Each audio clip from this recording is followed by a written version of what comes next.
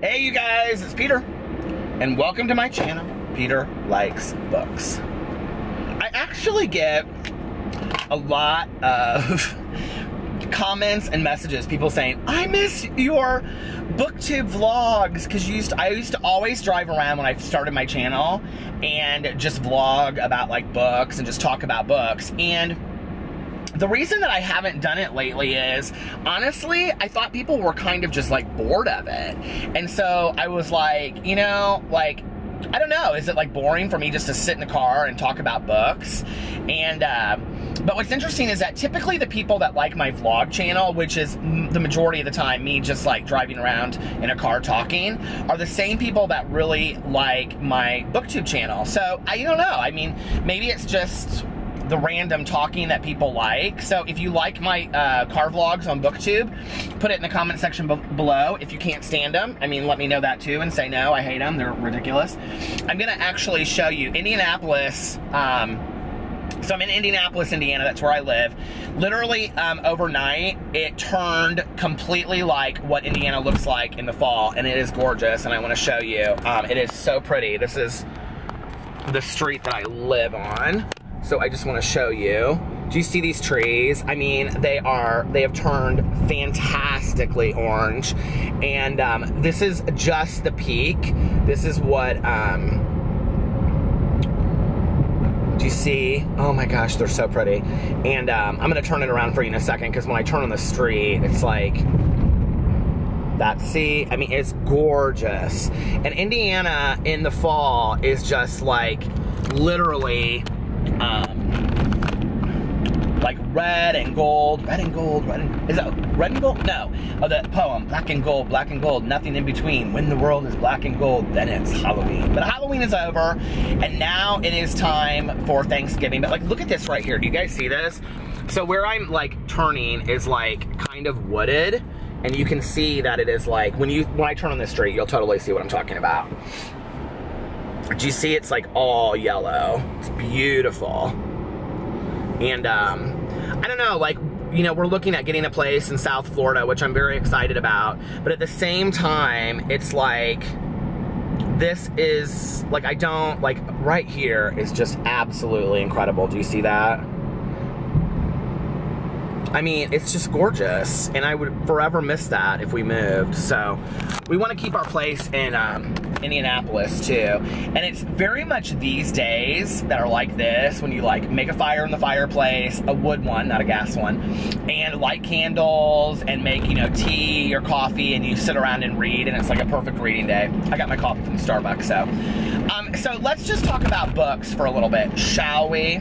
I am finding myself a little bit in a reading slump, which I don't really love the word reading slump, because I just think it means like you don't really like what you're reading. And the problem for me is that I'll go through a period where everything I read I love, and then I'll get on a book that I just can hardly get through, right? And so let's talk about Audible first of all.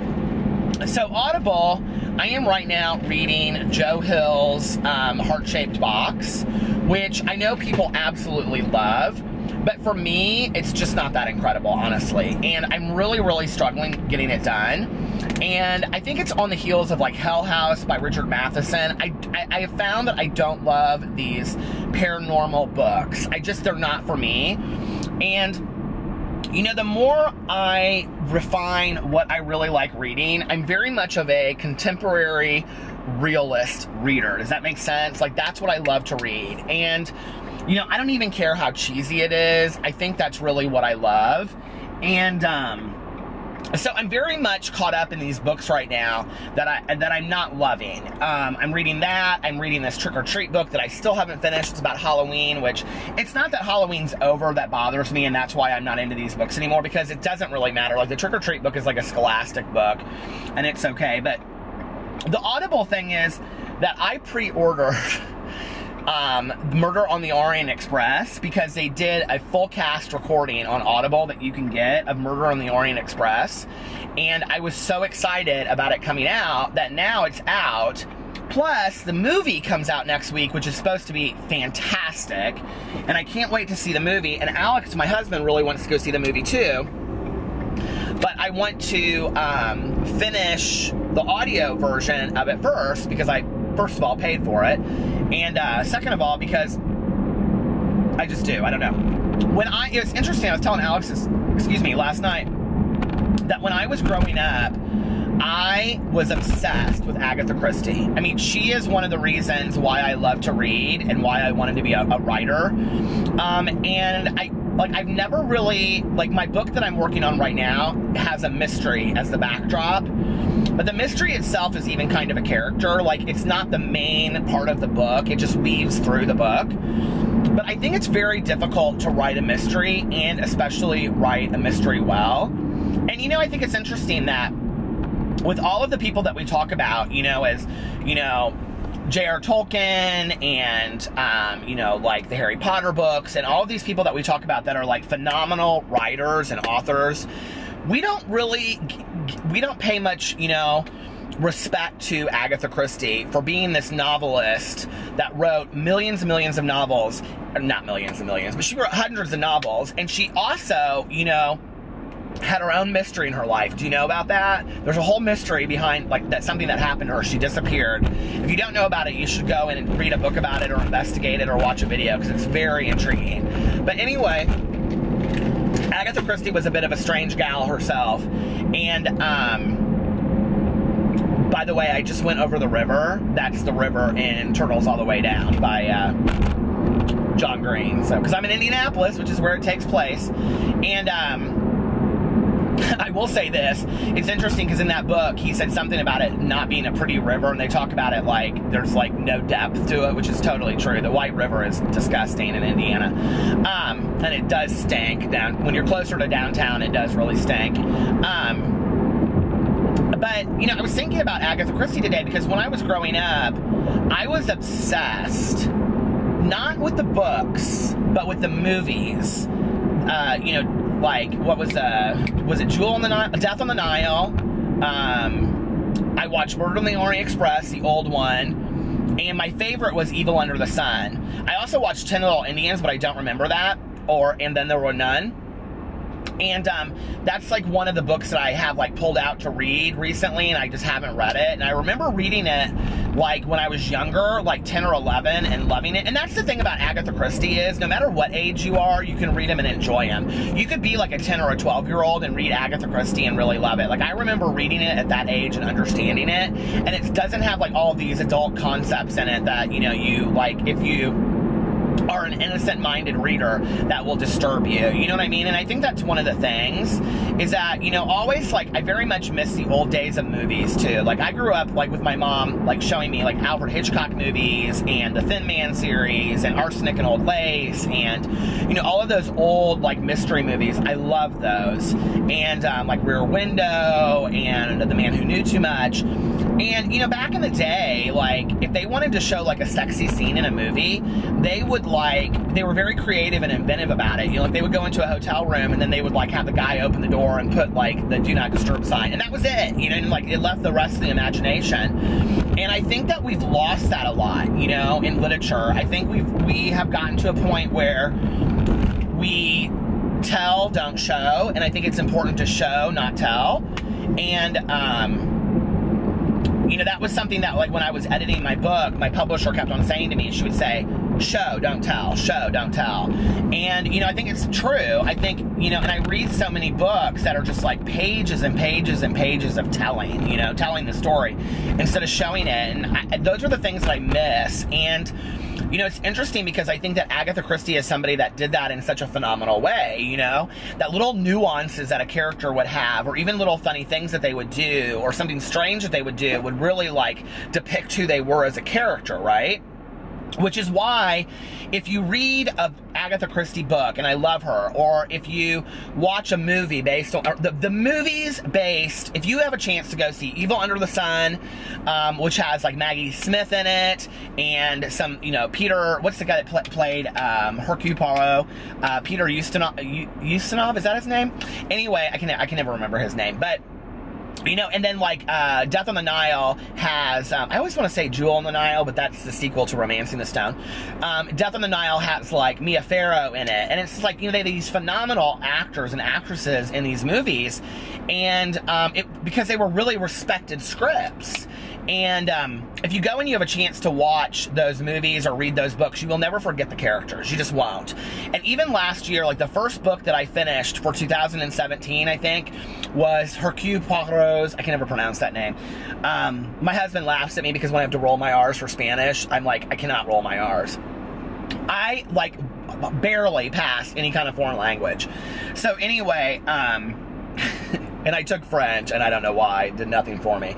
But anyway, like, I still, like, that story, like, lingers in my head. And it's interesting, like, when you read other mystery writers, you can tell there's a bit of Agatha Christie in what they do. Like, you can read it a little bit into what they say and what they do. And I don't know, it just makes me sad that she's, like, this author that we don't pay a lot of tribute to, you know?